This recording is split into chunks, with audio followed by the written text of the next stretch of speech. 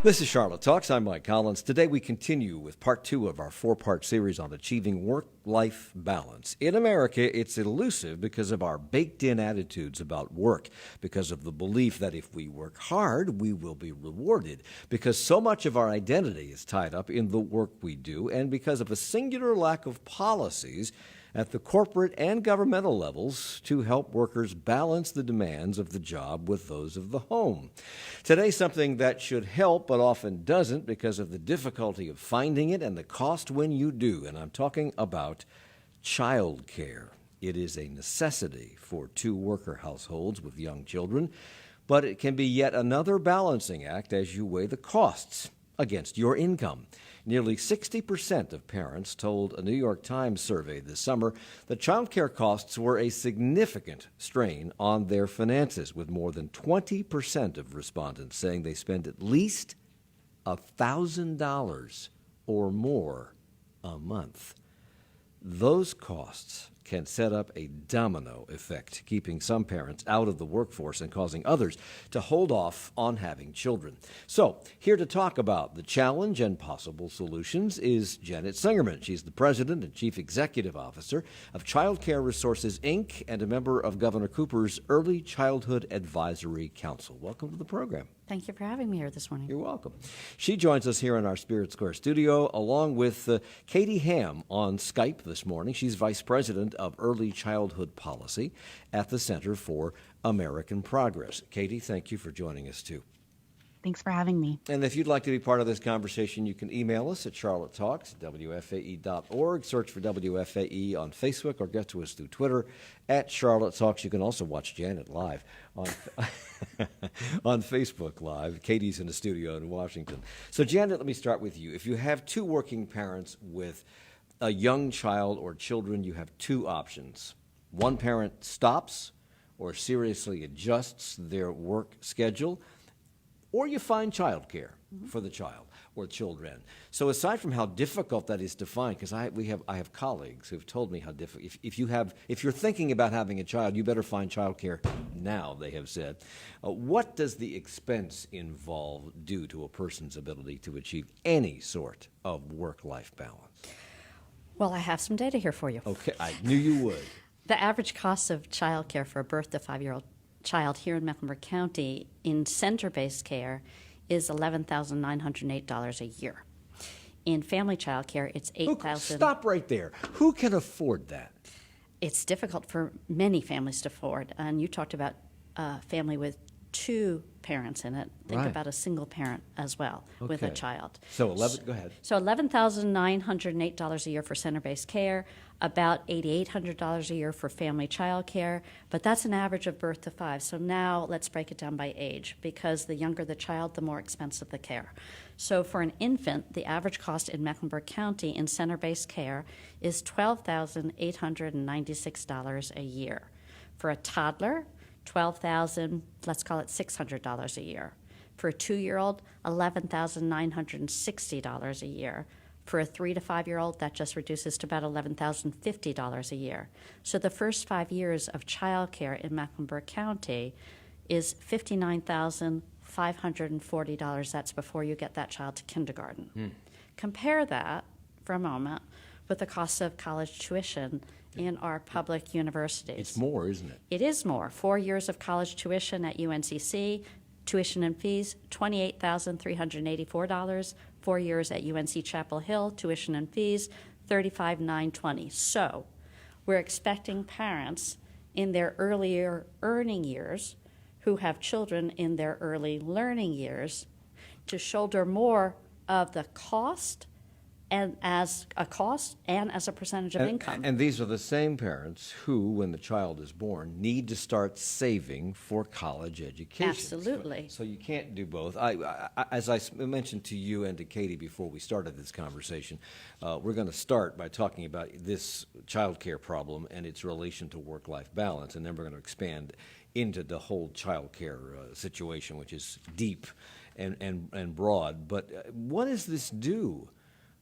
I mentioned that you have 2 alternatives. You either stop working or you don't. I guess you don't have children, but many people aren't willing to do that. And the other thing that they do is take on additional work hours or additional jobs to pay for this.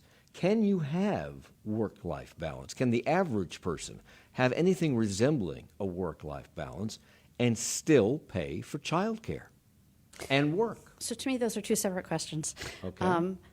I think work-life balance is a false premise. Well, there goes a week of shows. I think work-life navigation Okay. is a more realistic premise. The idea that everything will be in perfect balance, I don't think is a realistic notion. However, I think that as an adult becomes a parent, you navigate through what is required of you both to be an effective, caring, loving, nurturing parent to do the best by your child, and because economic opportunity is typically through employment, you work through what it takes to be both a responsible parent and a responsible employee. And so you navigate through the various challenges that occur at various stages of your child's life and your working parent, your working life. And so it's difficult. It's absolutely difficult, and affordability of childcare is one of the key difficulties, along with its availability and its quality. These are issues that have impacted working families for years and continue to do because we don't have the level of investment nationally that we need in early care and education. So Katie Ham is sitting quietly in a studio in Washington, and she's Vice President of Early Childhood Policy at the Center for American Progress. I would think you have to balance, as a parent with children or a child, at least in the daycare system, you have to balance child care costs with the amount of money that you can earn as a worker, Katie. Do you find nationally that parents are spending more than they can really afford for childcare? Absolutely. I mean, I think unfortunately the prices that Janet quoted are pretty typical across the country. It's not specific to North Carolina. And what we see is that parents are really in a catch-22. They can't afford childcare, but they also can't afford not to work. And when a parent leaves the workforce, they don't just give up their annual wages, but they give up the earning potential that compounds over time. They give up retirement assets and savings, and that can amount to hundreds of thousands of dollars over their lifetime just for taking a few years out of the workforce when they can't find childcare. I would echo what Janet said. Work-life balance has become a luxury in this country that's really only available to the wealthiest families. It's not just about childcare costs, but it's about paid sick days, paid family and medical leave. It's about workplace flexibility. And if you don't have that, then, I mean, parents are working more and more just to meet their basic necessities. And that's especially true for low-wage workers who we see are taking on more and more hours. They have less and less time to spend with their children because they're just trying to meet their food, shelter, clothing needs. We're going to spend a whole hour tomorrow talking about the paid family leave situation in the United States, which, when you compare it to other Western industrialized nations, is not quite as good, to put it mildly. It might actually seem sensible, Katie, for people who face these, what I think are astronomical, outrageous child care costs, to stop working, even if that second income brings in needed money. If you're spending it all out for child care, it seems to make sense to stop working. But you say, the Center for American Progress says, that each year out of work can cost a family significantly more than 3 times a parent's annual salary in lifetime income. Why so much?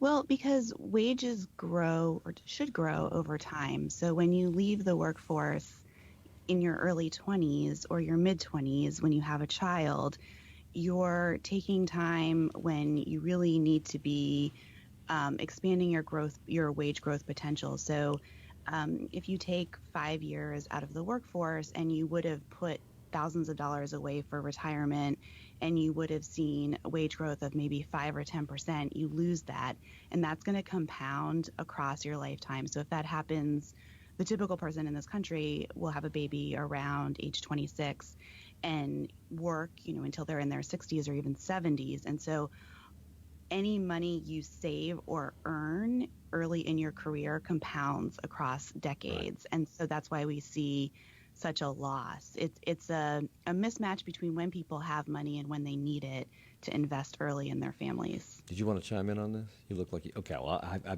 have another question for you, because the Center for American Progress, Janet, points to costs about which we'll talk about in a moment and concludes that clearly, this is a quote, clearly, the U.S. child care system is broken. But for a system to be broken, you have to have a system.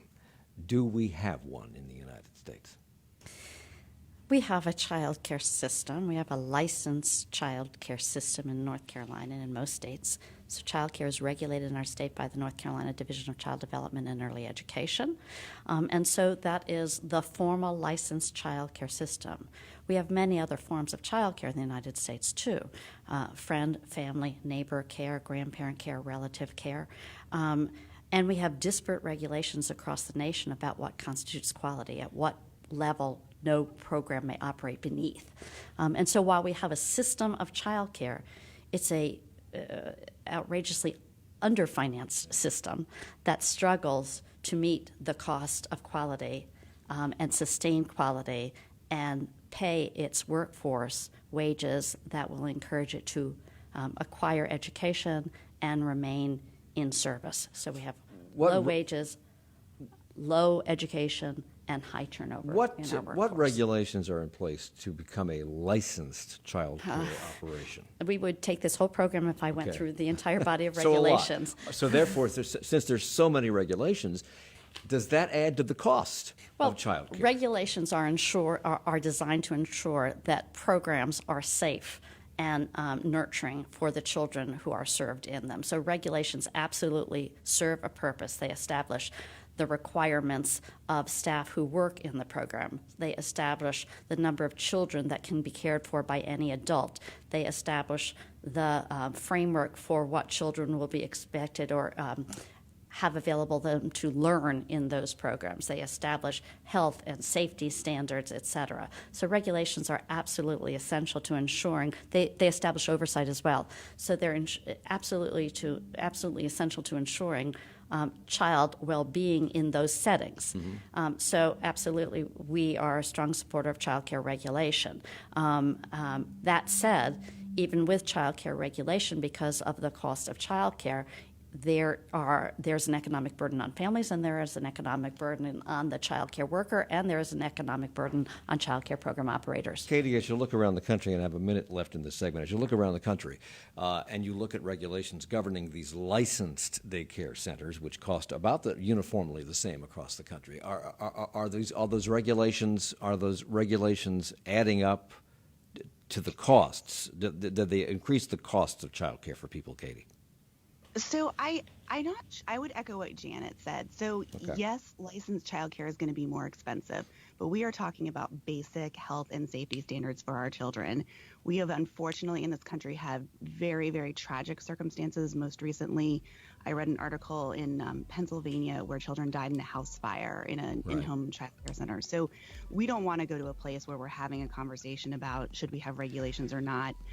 If you don't want to eat in a restaurant that hasn't had a sanitation inspection, you don't want to send your child to a child care that hasn't had that very basic health and safety inspection. Katie Ham is with the Center for American Progress. We're coming right back. Support for Charlotte Talks comes from WFAE members and the John S. and James L. Knight Foundation, helping public radio advance journalistic excellence in the digital age. Knight Foundation believes informed and engaged communities are essential for healthy democracy. More at knightfoundation.org. And Levine Cancer Institute, part of Atrium Health, dedicated to bringing care and treatments to the Carolinas, offering access to current clinical trials, and 200 cancer doctors at more than 25 locations. Atrium Health. On this program tomorrow, we continue with our work-life balance series, and we take a focus on family leave. In other countries, paid parental leave is a given, but here, most people aren't guaranteed paid leave, and even if they are, some are reluctant to take it. Recent trends say that attitudes about that are changing, but so far no widespread national policies have been adopted, so we'll take a look at the status of paid family leave nationwide and here in the Carolinas tomorrow at 9. Polling suggests America's teens are frightened by climate change, but they're doing something about it. 1 in 4 has taken part in a walkout, a rally, or petitioned those in power. How will this new movement shape our politics and the fate of our planet?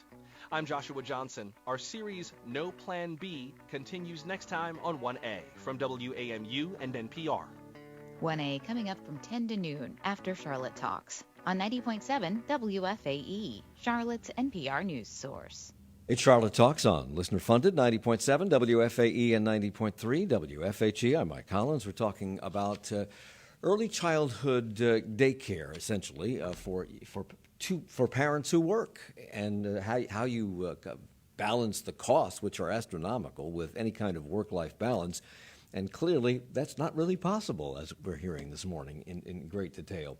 From Janet Singerman, she's the president of Childcare Resources and the chief executive officer there, also a member of Governor Cooper's Early Childhood Advisory Council, which we'll talk about in a moment. Katie Ham is also joining us. She's vice president of Early Childhood Policy at the Center for American Progress.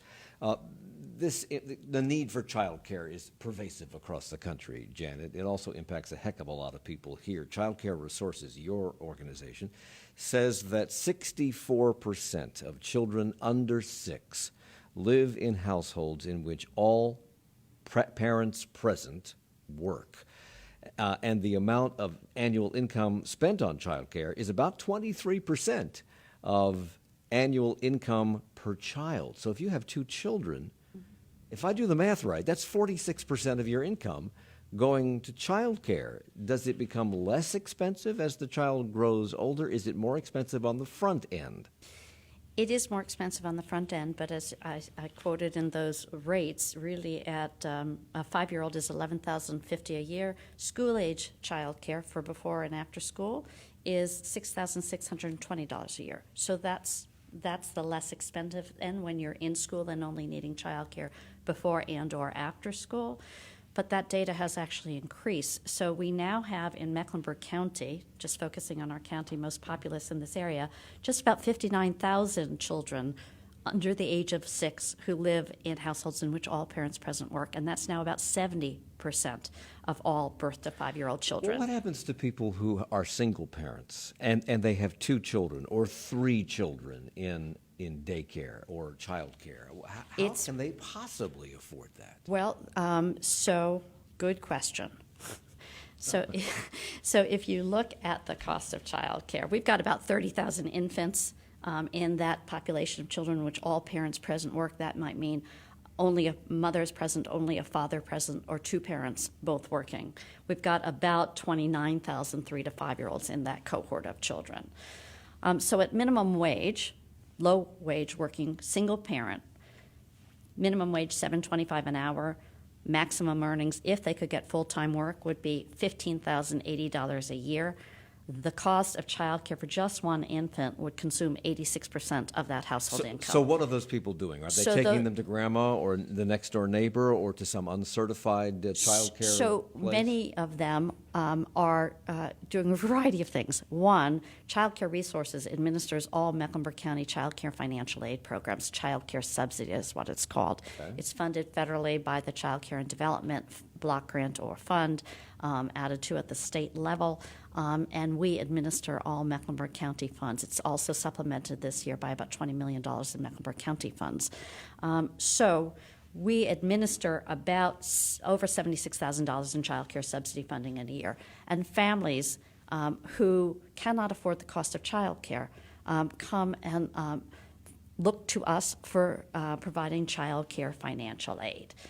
And families are eligible for child care financial aid if they have a birth to 5-year-old child, up to 200% of poverty, and if they have a school-age child, up to 133% of poverty. And of course, they have to be working in order to be able to access that child care subsidy, working or in school. So there is child care financial aid available. So Katie, one of our guests in this series on work-life balance yesterday, Bridget Schulte, who's the director of the Better Life Lab at an organization called New America, says that our overwork culture in this country leads to burnout, stress, sickness, and perpetuates gender inequality. And evidently, so does the lack of sufficient and affordable child care, because your organization says the dearth of affordable quality care tends to keep women out of the workforce as they opt to stay home to care for the kids. And if two incomes are important, that must mean that the other spouse, the working spouse, is doubling or tripling up on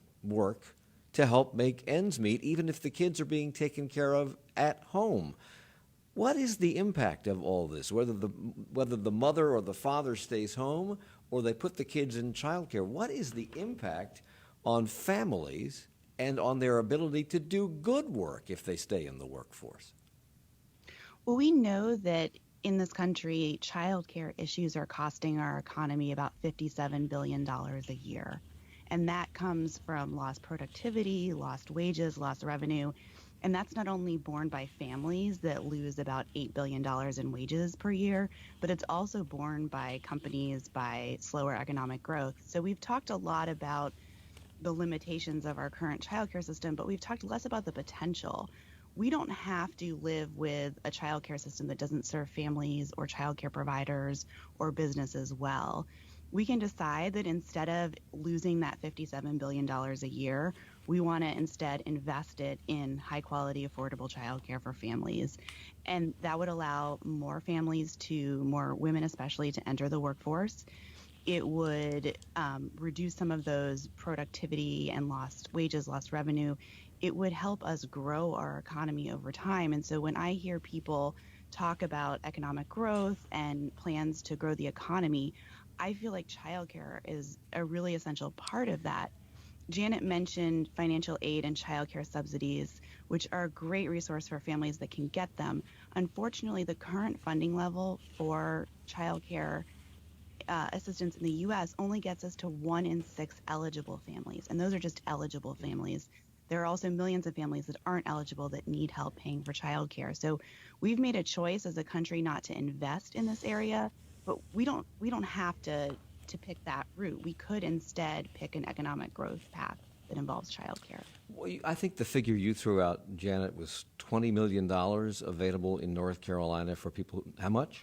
So it's over $76 million in child care subsidy funds this year, about $51 million from state and fed. So put that into perspective. What does that buy? Who are there people falling through the cracks despite the $76 million coming into the system to help defray those costs for people who can't afford them? So the monthly average of children we served last year on child care subsidy was just over 7,800 children. The subsidy dollars expended per month, expenditure per child is about $657 per month per child. And children on the waiting list last year in Mecklenburg County, before the county supplemented the funding last year, county funding was at $6 million. This year it's at $20 million. Okay. Our average monthly waiting list was 3,820 children. However, with the county's increase in its funding, I'm really pleased to report that right now we only in Mecklenburg County have 744 children ages birth to 5 on our waiting list. It's historically low. Usually it's 5,000 to 7,000 children a month. How does that compare to elsewhere in the state? Our waiting list has always been the highest in the state because of the nature of our population and our employment. Now with the county's supplemental funding, it is decreasing significantly. Are these waiting lists around the country comparable to ours, Katie, or are they worse? So some states don't even keep waiting lists. It's really hard to look across states and compare. Some families also just get so frustrated after waiting for years that they don't even pursue a waiting list. But it is not uncommon for states to have tens of thousands of children on the waiting list. The good news is last year Congress made a significant increase on a bipartisan basis for child care funding, and states have a lot more resources than they've had in the past. But that's mostly allowed them to make up for lost ground by reducing those waiting lists, increasing the payment rates for child care assistance that have been really, really low for a long time. So it's helping us dig out of the hole, but we need further investment if we're really going to make childcare high quality and affordable. There are also some larger proposals on the table. Senator Patty Murray from Washington and Representative Bobby Scott from Virginia have introduced the Childcare for Working Families Act, which would make low-income and middle-class families available for childcare assistance, support some growth in quality and wages, which a typical childcare worker in North Carolina makes less than $10 an hour. So that's a really important piece of it. We've also been hearing more about this from the presidential candidates than we have in previous elections. So there seems to be growing momentum and awareness across the country that there's a need there. Janet? I would just add to, while we did have a historic increase in the Child Care Development Block Grant last year, in North Carolina, that did not impact our waiting lists as significantly, because what happened was, while there was about $50 million that came into, more than $50 million that came into the state, the legislature took some of the funding that was TANF funding that funded child care subsidy in our state, moved it out of our funding for child care subsidy, moved in the new federal dollars, pushed that state funding, pushed that TANF funding over to help support NC Pre-K, and pulled state dollars out of NC Pre-K. So we should have had a big increase, a much larger increase in all the things that Katie managed, but because of money management kinds of exercises, they moved money. Isn't that special? This is outrageously expensive for lots of people. I'm just curious, because I know that the price of this has increased substantially in the last decade. Obviously, an industry has sprung up to serve people who are going into the workforce. We didn't used to have two working parents in households back in the 50s and 60s. This industry has sprung up because it's needed. Where are the costs coming from? Why is it so expensive? What is driving up these costs? I know, Katie, that the Center for American Progress has an interactive tool to explain where the money goes. So where does it go?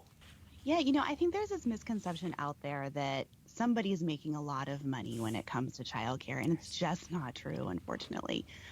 Most people who are in the childcare business are doing it because they really love the work. They are interested in supporting young children and their families. The vast majority of childcare costs go to labor. And again, that's childcare workers who are making about $10 an hour. Childcare is a labor-intensive industry. Quality childcare, by definition, is labor-intensive. Parents want to see those low ratios where the teacher or the educator in the classroom or in the family childcare home have time to spend on that individualized attention, that serve and return language, supporting children's play in a way that's going to help them develop and meet those developmental milestones. So this is not an industry where we want to see efficiencies, where we want to see you can't produce more widgets on a faster timeline when it comes to childcare. So there's not really a way to defray childcare costs without compromising the quality and without really undermining what's available to parents and children. And so that's why we've argued for a public investment. We see this as an untenable situation for parents and children, and we don't want to limit costs for families in a way that further compresses wages. We also don't want to increase wages and quality in a way that pushes families out of the market. So we really need that third-party payer, and we see that as a public investment. So earlier in the program, Janet, you threw out all these numbers about what it costs, and in comparison to what it costs to put your child at one of the public universities in North Carolina, and the cost of childcare is more expensive than the cost of going to the college of your choice in the university system here. And yet, your organization reports that childcare tuition and fees barely generate enough revenue for program operators to recruit and retain the staff necessary to achieve and sustain high-quality childcare. How can colleges do it, but childcare organizations cannot? There's a huge amount of federal policy that drives resources and investment, public and private sector investment to higher education that is simply not there in childcare. the costs of childcare are borne largely by parents based on what they can afford to pay for childcare and realize an economic gain for work. And all of that funding is portable with the child. Tuition in higher ed only pays for a small fraction of the cost of higher ed. So let's just talk about our childcare workforce, because I couldn't go off this program without talking about the wages. In 2015, which is the most recent workforce study that was done, our center directors earned $16.83 per hour, teachers $11 per hour, assistant teachers $10 per hour. So this is within the child care This is in the child care system. So I pass a burger joint on the way to my office, and they are recruiting workers at $12.50 an hour who don't need to take any higher education course, who aren't subject to all of what is challenging when you're trying to nurture a young child's development. The wages of our child care workforce are a huge issue, and as Katie said, labor costs are the predominant costs, and we aren't yet compensating for labor costs. Why is that? Because this whole cost of quality construct is pretty much defined by what a parent in their early earning years can afford to pay for child care and realize an economic gain. That's a really tight purse in which child care programs have to operate. So the conundrum is, parents can't afford to pay more. Teachers and directors can't afford to earn less, and we're not even talking about the benefits, the insurance that most don't earn. And programs can't afford to charge more, or else they'll go out of business. So as Katie's talking about, we really do need third-party payers in the form of public sector investment. And our county has really stepped up to the plate in terms of investing in the availability of child care financial aid, in terms of investing in the expansion of public pre-K, in terms of investing in workforce supports. We need more of that in North Carolina and state and nationally. Both you and Katie Ham are experts on this topic. You've done deep dives. Your organizations are involved in this every day. You understand the intricate details of all this, and you've gotten yourselves bogged down in policy over the years. I know that, and how it works, and that's how it works. But are policymakers on board with either of you? Katie, I mean, are national policymakers taking notice of this? Do they understand the scope of the problem? I think we're seeing some momentum. I mentioned earlier that we saw Congress invest an additional $5 billion in federal child care spending in 2018. We're on track to sustain that for the upcoming fiscal year, which starts in a few weeks. We've also seen Elizabeth Warren come out with a universal child care proposal. We had, I think, 2 or 3 presidential candidates mention child care or preschool in their opening statements in the last debate. So I do think, between governors, it sounds like there are some great things going on in Mecklenburg County. I do think we're seeing some momentum. We're not quite there yet, and we're nowhere near where we need to be, but I think we're making movement in the right direction. Janet Singerman is on the Early Childhood Advisory Council for Governor Cooper. When we come back, we'll talk about, obviously, maybe he understands the problem because he has a council set up for this, but you just mentioned these pots of money that the legislature redistributed when federal money came into the coffers, which kind of neutralized the federal money coming in. We'll talk about that, and we'll talk about Elizabeth Warren in a moment, too. Support for Charlotte Talks comes from WFAE members and doctors making house calls. 105 primary care and specialty clinicians helping complex patients avoid unnecessary ER visits and hospitalizations. Clinical positions available throughout the Carolinas. Info at doctorsmakinghousecalls.com. And the Charlotte Symphony, presenting an all-Tchaikovsky program featuring the Fifth Symphony, Capriccio Italien, and the First Piano Concerto, September 27th through 29th at Night Theater. Tickets at charlottesymphony.org. Coming up next, 20 minutes from now, actually, on 1A. Yesterday, 16-year-old activist Greta Thunberg spoke at the United Nations Climate Action Summit. Among other activists, she is demanding money to provide poorer nations with clean energy in the face of rising temperatures. How is youth activism changing the conversation about climate change? 1A talks to young activists about that, coming up at 10. Hey, it's David Green. I know the kids are back in school. Presidential candidates are hitting the campaign trail and the news. it never stops shifting. Time to make a game plan to get back in the swing of things. Start each day on the right foot with the latest on the upcoming elections, plus national, global, and local news each and every morning. Let's get started. Listen to Morning Edition every day from NPR News. I'm Lisa Worf. Join me for Morning Edition weekdays from 5 to 9 on 90.7 WFAE.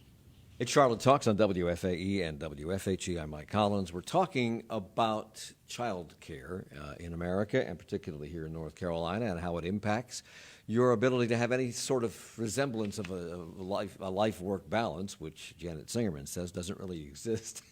She's the president and chief executive officer of Childcare Resources and a member of Governor Cooper's Early Childhood Advisory Council. She's in our studio here at Spirit Square. Katie Ham is Vice President of Early Childhood Policy for the Center for American Progress, and she joins us via Skype from Washington. You are a member, as I said, of the Early Childhood Advisory Council, part of Governor Cooper's apparatus, and the governor has suggested that $47.9 million be a lot of governors around the country are on board with this. I think 33 of them are on board with doing something about this. And he suggested $47.9 million come into this system for child care, particularly for early learning. Is it the same as child care? Early care and education is an inclusive term which includes child care. It also includes public pre-K. So you and Katie are both experts in this. You understand this. The governor seems to be on board with this. 32 other governors or 33 other governors are on board with this. Our legislature's on board with this. In North Carolina, our legislature has not yet adopted a budget that would support Governor Cooper's initiative. So, no, we're not there yet.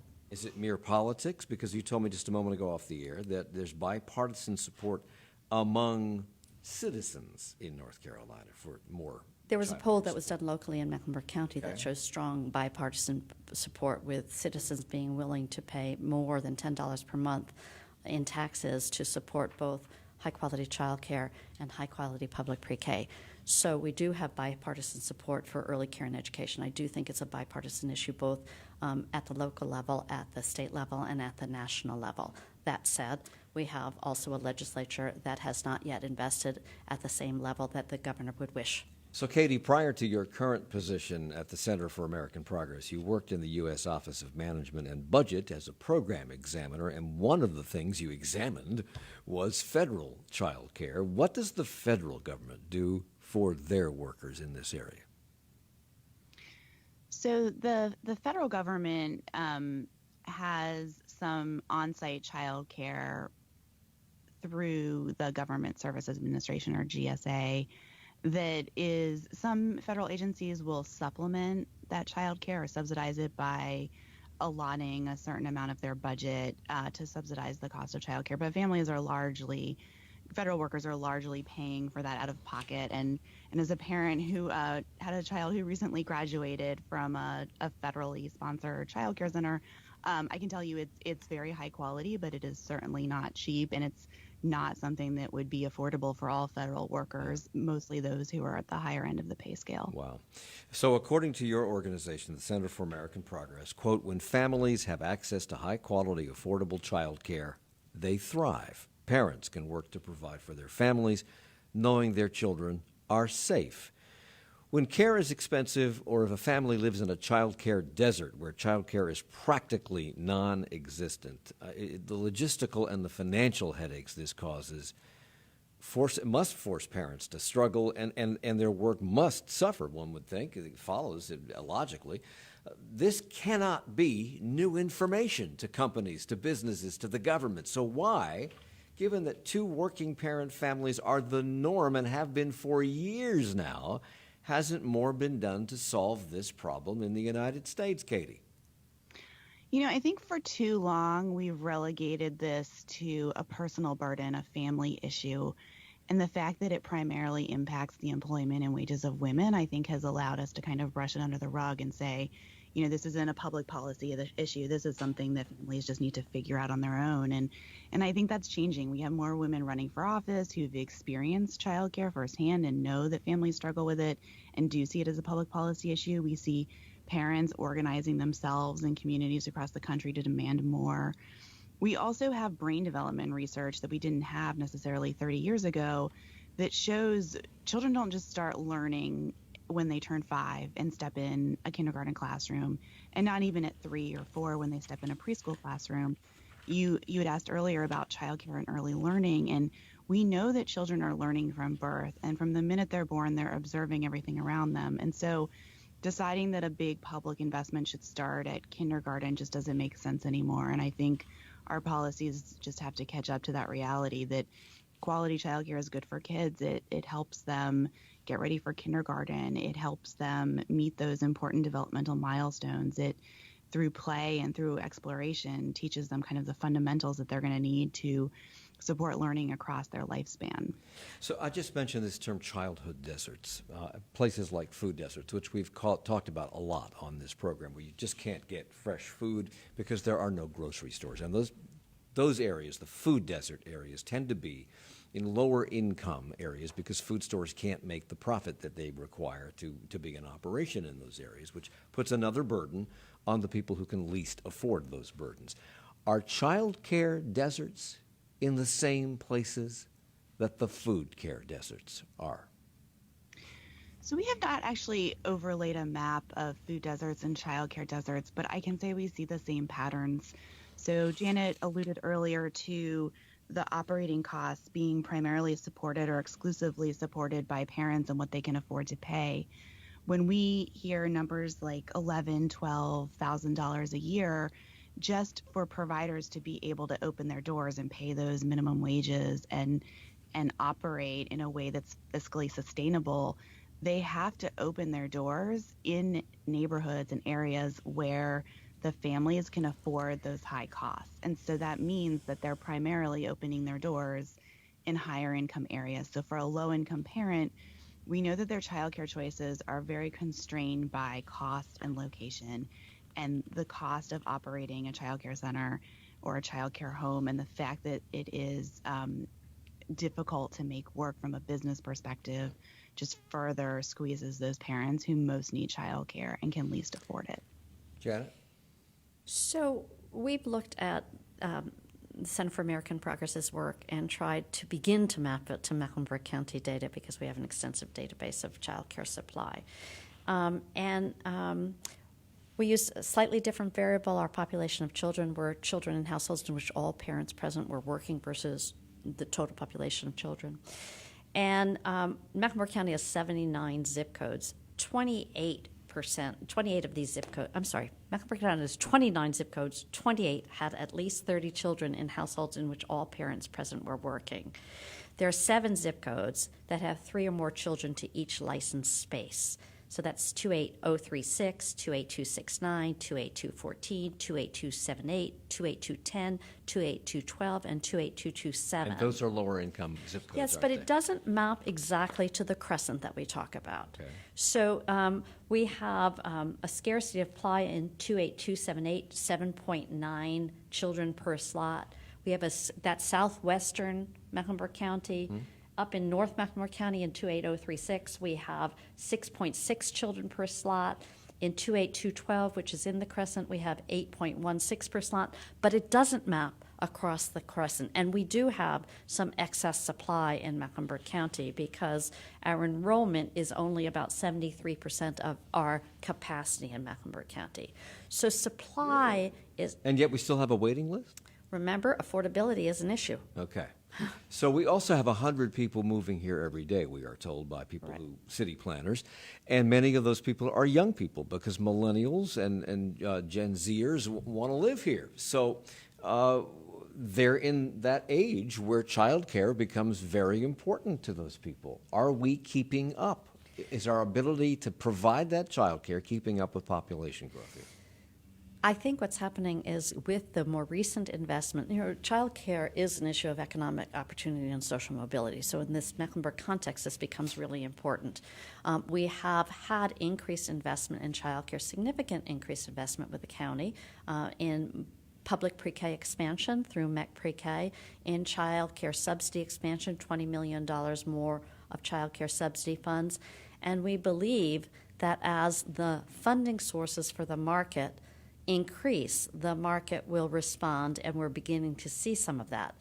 We are not fully enrolled, but our enrollment of birth to 5 children versus birth to 5 slots is catching up. It's becoming a tighter market. The market will have to respond, but again, as Katie says, the economics of childcare have to make sense in order for the market to respond. When we have talked about the money that comes in to help defray the costs of some of this, we've only pretty much talked about government money, which is tax dollars, and I know that there are some private employers who provide child care services, maybe at no cost, sometimes at a cost, to parents who work for those companies, Bank of America being one of them in the last report. The expense seems to impact lower workers more than it would impact higher wage earners, and it certainly has a terrible negative effect on hourly workers or shift workers who are barely making enough money to make ends meet and who are often called in at the last minute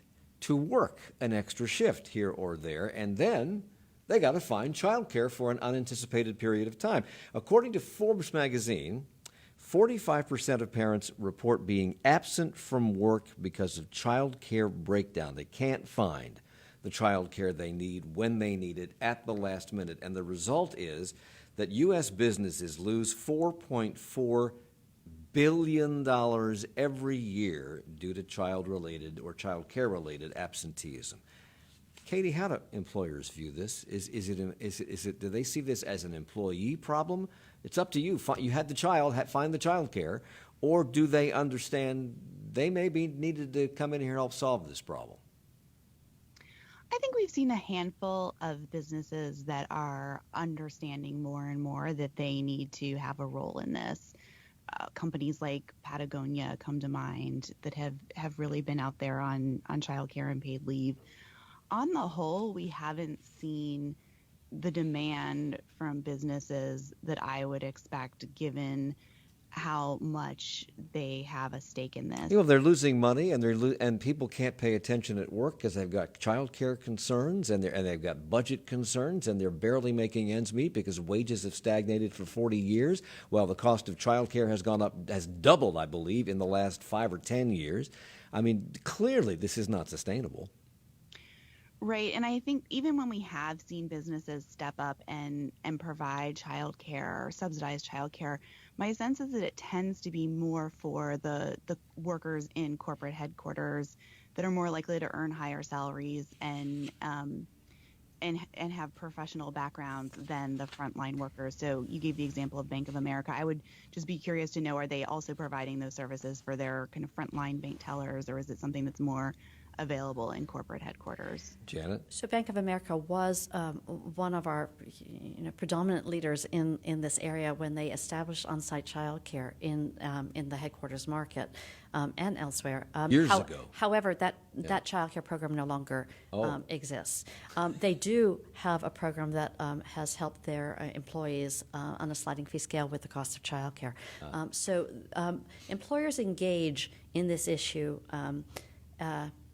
when it becomes clear that there is a workforce issue that needs to be addressed. So I started in this realm in work-life balance, actually, a long time ago in the 80s when the Hudson Institute had produced a Workforce 2000 report that said there was going to be a shortage of workers and employers needed to recruit and retain a diverse workforce in anticipation of this overall national workforce shortage.